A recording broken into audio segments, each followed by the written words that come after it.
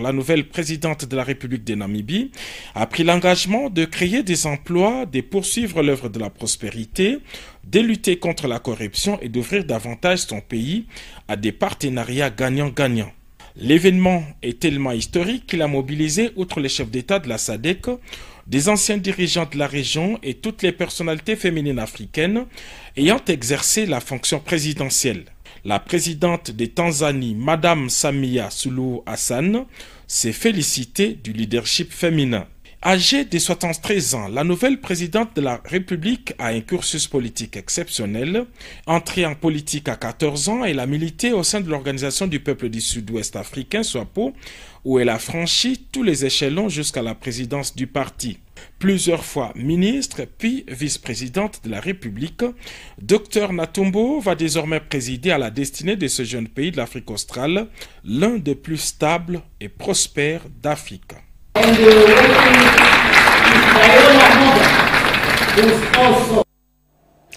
Et revenons à Kinshasa, la Chambre basse du Parlement qui vient d'adopter son calendrier pour la session de mars 2025 et prorogé pour la énième fois l'état de siège dans les provinces du Nord Kivu et de l'Ituri.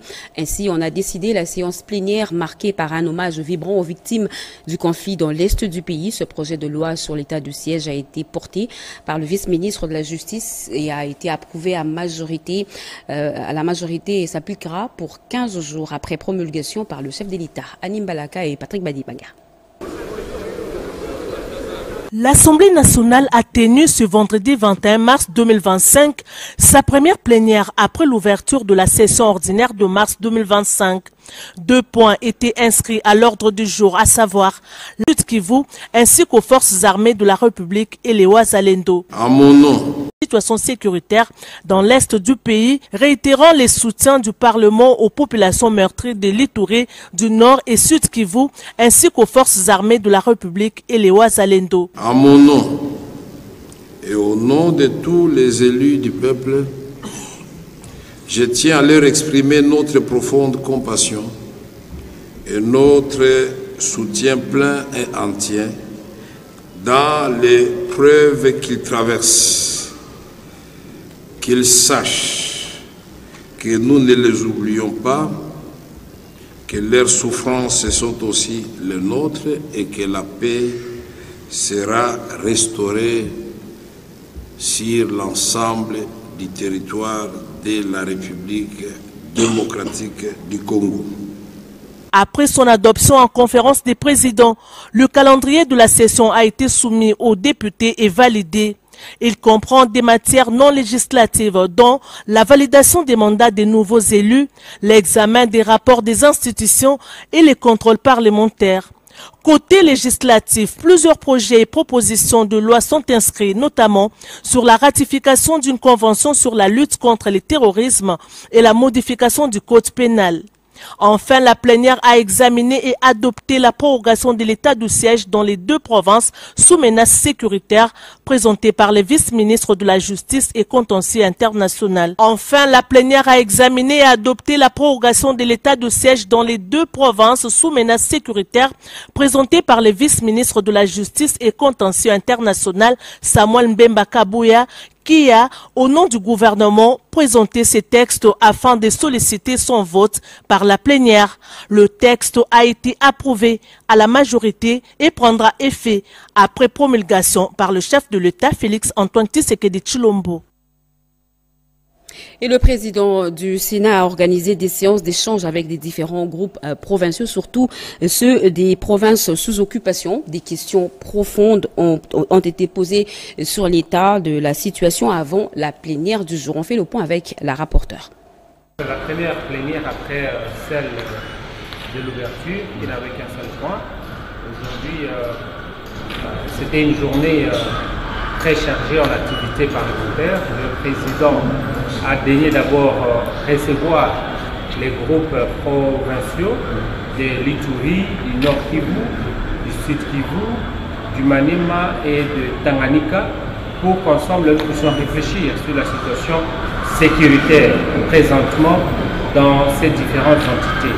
Et nous avons eu un échange très riche et approfondie et qui a conduit à ce que la commission défense et sécurité du Sénat puisse se mettre à l'œuvre afin d'inviter à ces séances les différents ministres concernés, notamment celui de la Défense, de l'Intérieur, des Affaires étrangères, de la Justice, du Budget et des Finances, pour qu'ensemble nous puissions voir qu'est-ce qui va et qu'est-ce qui ne va pas. Pourquoi nous sommes en train de perdre autant de territoires et pourtant le Congo, notre pays, a une armée forte et nous voulons comprendre après toutes ces audiences là où les choses sont en train de ne pas bien marcher afin que le Sénat de la République puisse amener le plaidoyer auprès du chef de l'État pour qu'enfin on puisse améliorer l'état de la situation pour permettre à ce que nous puissions sortir de cette situation d'insécurité pratiquement généralisée au niveau de l'Est du pays. Les étudiants de l'UPC, futurs entrepreneurs appelés à briser le plafond vert et à imposer leurs compétences, l'appel est de la première ministre Judith Suminwa alors qu'elle participait à la conférence interactive organisée par la communauté estudiantine de l'Université protestante au Congo, placée sous le thème « Investir en faveur de la femme pour accélérer le développement de la République démocratique du Congo ». Chimène Dondo, Pompo Umba et Djokoku. Le développement de la femme congolaise au cœur d'une conférence interactive entre la chef du gouvernement Judith Suminwa Tuluka et les étudiants de l'Université protestante au Congo. Cette rencontre est initiée dans le cadre des activités du mois de mars consacrées à la défense des droits de la femme a permis aux étudiants de l'UPC de puiser à la source toutes les informations sur les actions gouvernementales visant à promouvoir entre autres l'entrepreneuriat féminin. Un échange à bâton rompu avec les étudiants futurs dirigeants de la RDC qui a tout son sens en ces moments où les gouvernements appellent à l'unité, la cohésion nationale, l'amour de la patrie, mais aussi à la participation de chaque Congolais au développement économique du pays. Briser le plafond de verre, c'est que ne pas être impressionné parce qu'on est une femme, au contraire.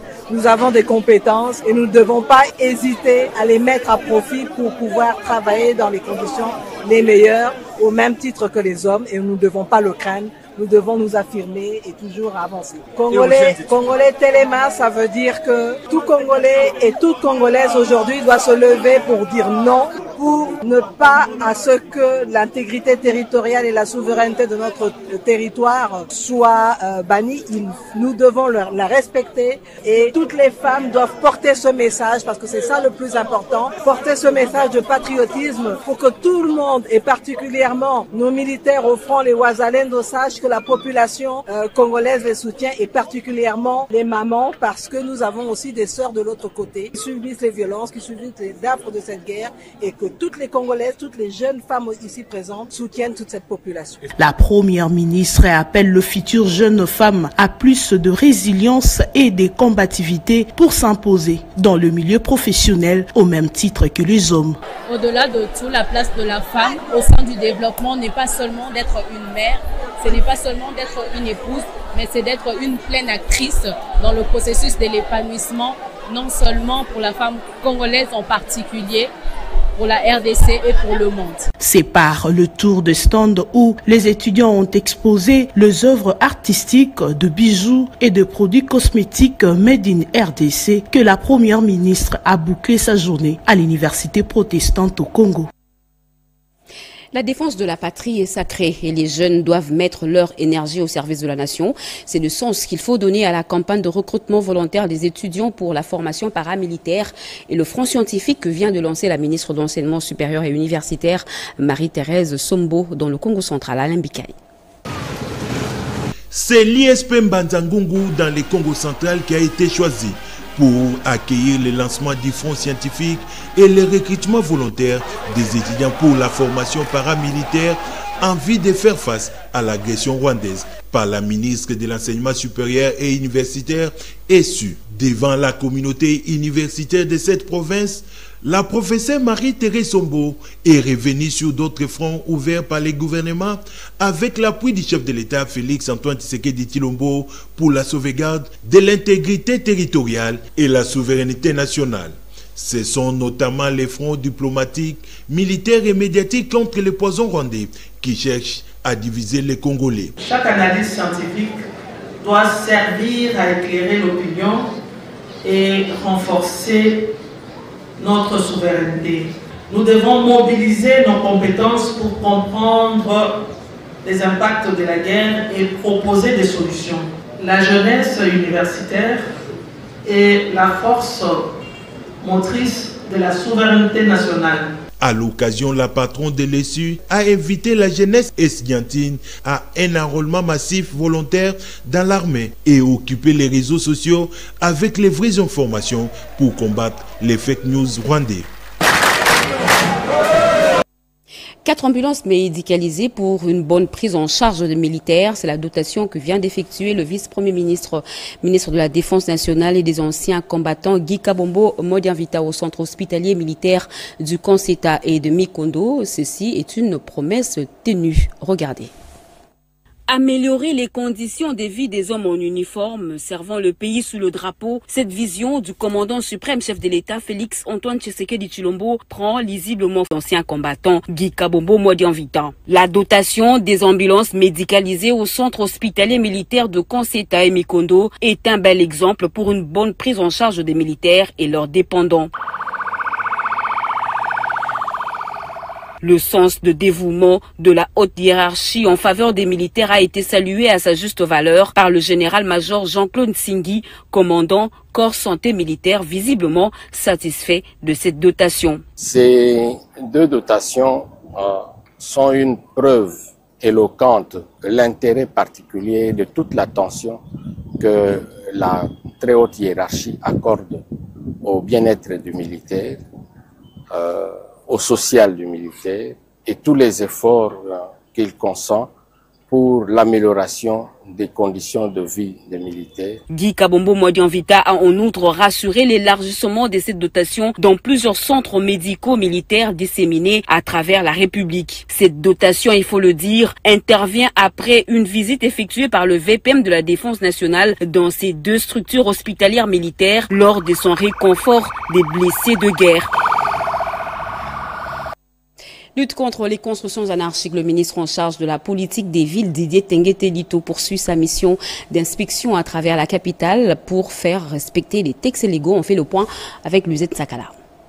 Elles sont légion les constructions anarchiques dans la capitale et dans d'autres villes de la République démocratique du Congo. Les écroulements d'immeubles sont devenus monnaie courante, conséquence des standards urbanistiques complètement ignorés. Pour recadrer les choses et faire respecter les textes légaux en la matière, mais surtout vouloir appliquer à tout prix les instructions du président de la République, le ministre délégué à l'urbanisme et en charge la politique des villes, Didier Tenguete Lito, poursuit sa mission d'inspection dans la ville capitale. Accompagné des membres de son cabinet, le ministre de la ville a visité en premier les installations des GUPEC, guichet unique de délivrance des permis de construire, car désormais, tout détenteur d'autorisation de bâtir doit présenter toutes les assurances possibles, notamment TRC, tout risque et chantier. Juste après, le ministre a mis les caps sur les communes de Barumbu et de Kinshasa, où il a inspecté quelques chantiers victimes d'incendie. Tenguete Lito a inspecté également le marché central et la maison communale de la Gombe, point de chute de cette itinérance du ministre. Sur place, Tenguete Lito a échangé avec les administratifs de l'urbanisme et habitat pour leur rappeler la rigueur qui doit caractériser leur travail. Si la complaisance quitte leur bureau, la ville sera épargnée des drames de tout genre dans ces domaines, a fait savoir Tenguete Lito. Et ce communiqué invitation au point de presse de lancement des consultations politiques, eh bien le conseiller spécial du chef de l'État en matière de sécurité invite la presse, tant nationale qu'internationale, à prendre part au point de presse de lancement des consultations politiques annoncé par son Excellence Monsieur le Président de la République, Félix Antoine Tshisekedi Tshilombo, lors de son discours du 22 février 2025 devant les membres de l'Union sacrée. Ce point de presse sera tenu ce samedi 22 mars 2025 de 13h à 15h dans la salle Lubumbashi à l'hôtel Pullman de Kinshasa. Cordial bienvenue, c'est signé la coordination. En image, comment améliorer la gestion des établissements publics placés sous tutelle du ministère du Plan? Eh bien, la signature de contrat des performances de ces entreprises est une trouvaille. Le vice-premier ministre du Plan, Guilain Nyembo, et les directeurs généraux ont apposé leur signature au bas de ce document des performances qui se veut une bonne base pour une gestion efficiente. Peggy Mukunda, Tony Djuma nous fait le point. Promouvoir la culture de la compétitivité et de la transparence dans la gestion des établissements publics, l'Institut national de la statistique, l'Agence de la promotion des investissements et l'unité des conseils et de coordination publique et privée à travers leurs directeurs généraux viennent de signer un contrat de performance pour l'exercice 2025 avec le vice-premier ministre du Plan, Guilain Nyembo. Mesdames et messieurs les mandataires publics, actifs et non actifs de l'ANAPI, l'UCPP et l'INES. En signant ce contrat, nous faisons le serment de travailler de manière collective. Je vous encourage à faire preuve de créativité, à sensibiliser les ressources humaines à votre disposition autour de la mise en œuvre de ces contrats des performances. Dès lors, la valorisation du capital humain, le maintien du dialogue social et d'un climat de travail apaisé deviennent un atout majeur au service de la performance de vos structures respectives. À savoir, pour la toute première fois, sous le leadership du vice-premier ministre du Plan Guilain Nyembo, que le ministère du Plan vient d'instaurer dans la commune de Kelamoro-Gardi. Dans le cadre de ces activités sociales destinées à contribuer à l'amélioration des conditions de vie des communautés locales, la société Engène RDC a volé le 3 mars 2025 au secours de l'Institut Bakanja, situé au quartier Kaouka, dans la commune de Kalamou, en mettant à sa disposition une centaine de bancs pupitres neufs. C'est le président du conseil d'administration de cette société pétrolière, Jean-Claude Sungula, qui a procédé à la remise officielle de ce premier lot des bons aux responsables de l'Institut. Aujourd'hui, nous accompagnons les élèves dans la dotation des bancs pupitres parce qu'il s'agit de la jeunesse, l'espoir de demain qu'il faut outiller. Et une jeunesse bien encadrée, bien formée, bien éduquée, c'est déjà l'espoir de toute une génération et l'espoir d'un pays. C'est le socle même du développement. Au sein d'Engène, nous avons toute une culture de l'entreprise qui nous motive à poser ce genre d'actions. Nous avons d'autres actions qui sont prévues parce que le partenariat avec l'Institut Bakanja ne fait que commencer. Nous avions reçu à nos bureaux le cahier de charges de cette école. Et là, il s'agit de la remise d'un premier lot d'une centaine de bancs et la deuxième étape suivra. Il faut rappeler qu'Engène RDC est un acteur clé dans le secteur énergétique en RDC. Au-delà de ses activités principales, Engène RDC s'engage activement dans des initiatives visant à améliorer les conditions de vie des communautés locales en mettant un accent particulier sur l'éducation, la santé et le développement durable. La trisomie 21, c'est une maladie génétique qui nécessite un soutien substantiel aux personnes qui en sont affectées. Le 21 mars, journée de la trisomie 21, la ministre des Affaires sociales, Aziza Mounana, a appelé à la prise de conscience au cours de l'activité de la célébration de la journée organisée par l'association Sans Frontières. Edith Chala. Sous le haut patronage de la ministre des Affaires sociales, Action humanitaire et solidarité nationale, Nathalie Aziza Mounana, l'association Sans Frontières célèbre ce 21 mars 2025 la journée de la trisomie 21 au village Bondeko sous le thème « Améliorons nos systèmes de soutien ». Après la prière et l'hymne national, plusieurs intervenants ont défilé pour parler de l'encadrement des personnes trisomiques 21. Étant des personnes entières, elles peuvent jouir des mêmes droits comme tout le monde, mais à cause de leurs difficultés, elles ont droit à un soutien spécifique et soins appropriés, d'où il faut plus d'amour pour cette catégorie de personnes, un soutien social et psychologique. La ministre des Affaires sociales, Action humanitaire et solidarité nationale a dit faire tout ce qui est à son pouvoir pour apporter la prise en charge psychologique, pour apporter la prise en charge psychosociale dans sa générosité légendaire. Pour lier l'utile à l'agréable, Nathalie Aziza Mounana a partagé un repas de cœur avec les enfants trisomiques 21. C'est en 1959 que le syndrome a été découvert. La trisomie 21, appelée syndrome de Down, est plutôt une anomalie génétique qui survient lorsqu'une personne possède un chromosome de plus à la 21e paire. En politique, au cours d'une matinée, les notables de la Grande Orientale remercient le chef de l'État pour l'entrée de ses 6 dignes fils et filles dans le cercle du présidium de l'Union sacrée de la Nation. Robert Ndaïtjessé.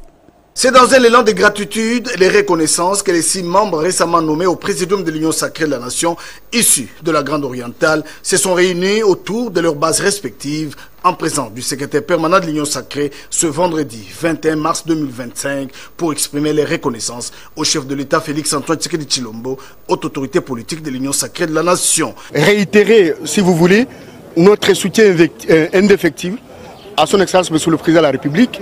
Je dirais mieux renouveler notre révérence à sa personne, aux forces armées de la République du Congo, ainsi que à toutes les institutions qui l'accompagnent, à l'effet de mettre un terme à la énième aventure soldatesque de Kagame sur notre territoire. L'entrée de ces dignes fils et filles au sein du présidium de l'Union sacrée de la Nation est perçue comme une reconnaissance des compétences et du potentiel de la Grande Orientale.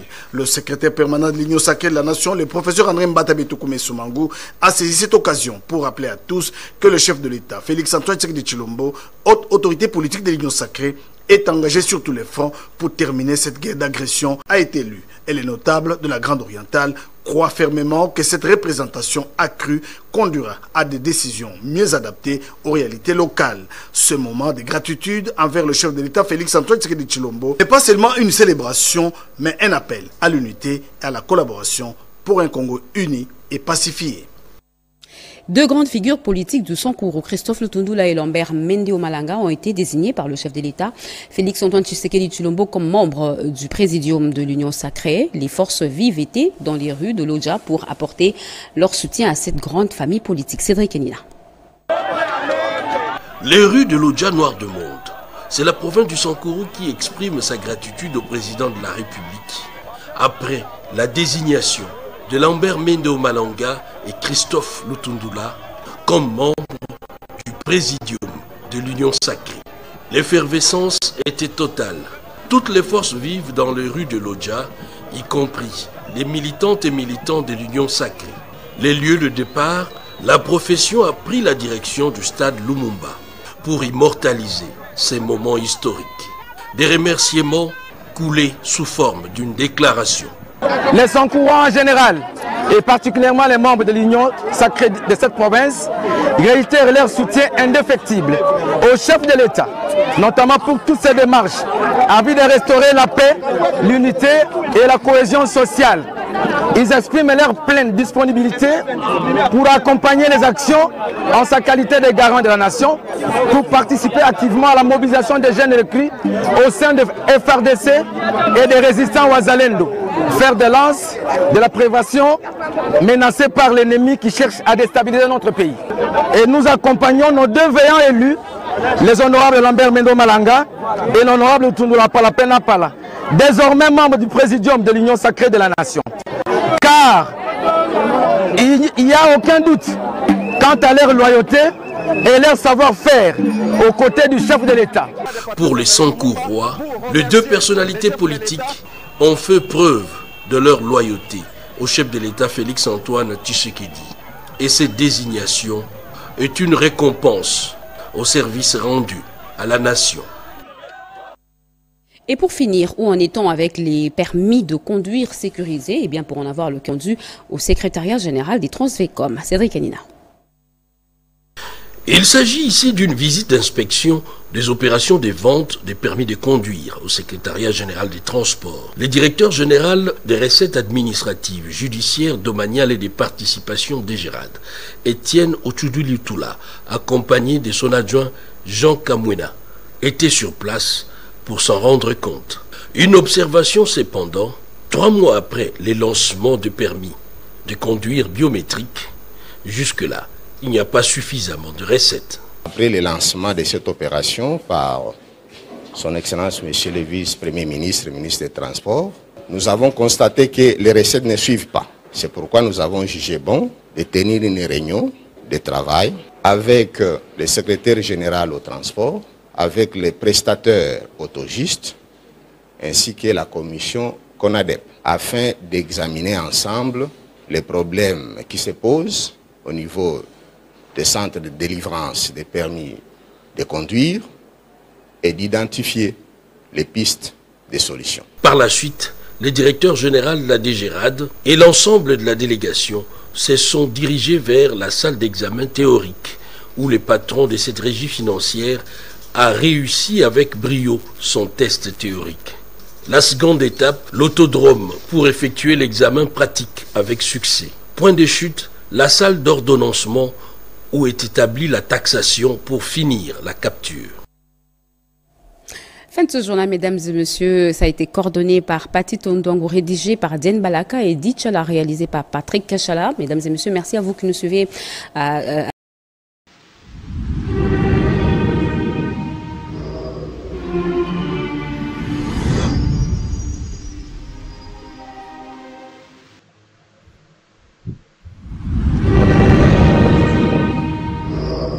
Thank you.